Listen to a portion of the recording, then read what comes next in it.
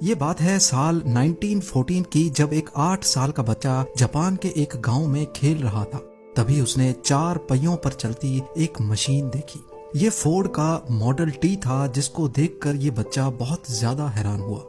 یہی وہ دن تھا جب اس 8 سال کے بچے کو گاڑیوں اور میکینیکل پارٹ سے پہلی بار لگاؤ ہوا تھا۔ اس کا نام تھا سوچائرو ہونڈا، اور کس کو معلوم تھا کہ آنے والے وقت میں اس کا نام ہمیں ہر چھوٹی بڑی گاڑی پہ دیکھنے کو ملے گا۔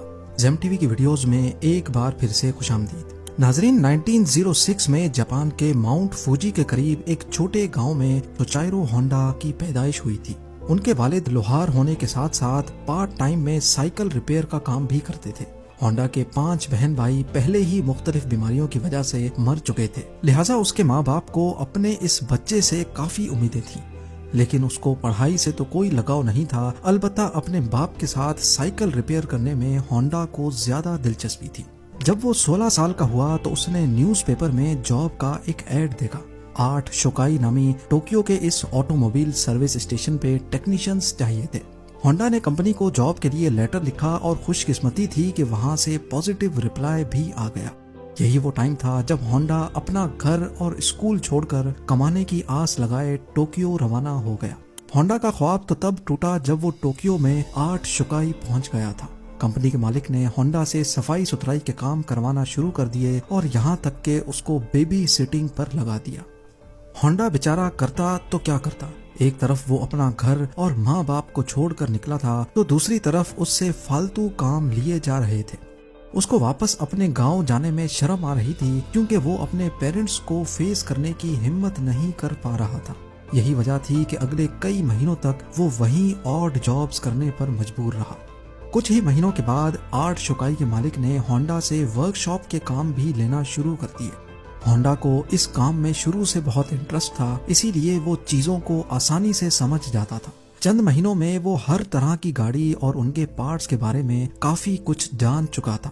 اس دوران 8 شوکائی نے 2 اسپورٹس کار بھی بنائی، جس میں پہلی گاڑی 8 ڈیملر تھی اور دوسری کرٹس۔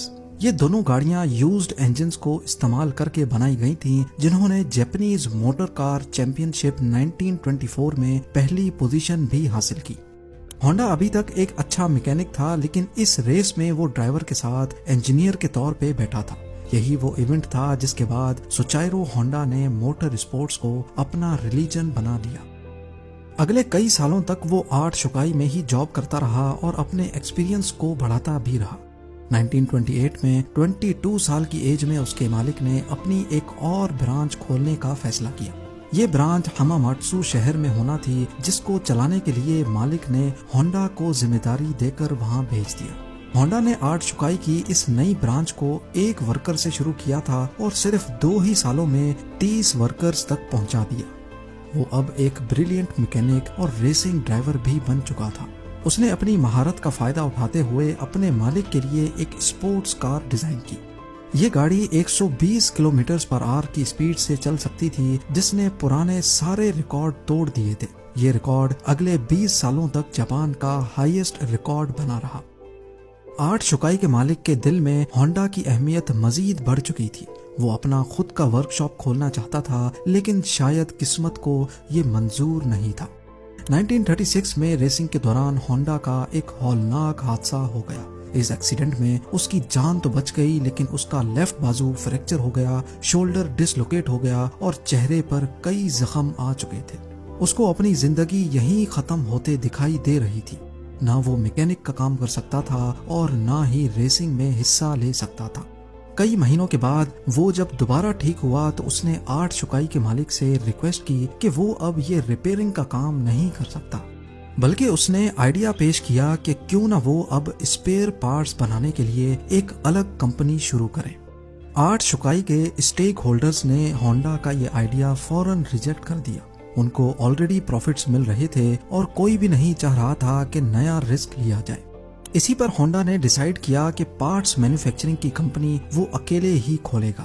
1936 میں 30 سال کی عمر میں اس نے اپنے دوست کے ساتھ مل کر ٹوکائی سیکی ہیوی انڈسٹری کھولی، اور اپنے دوست سچائرو کاٹو کو اس کا پریزیڈنٹ بنا دیا۔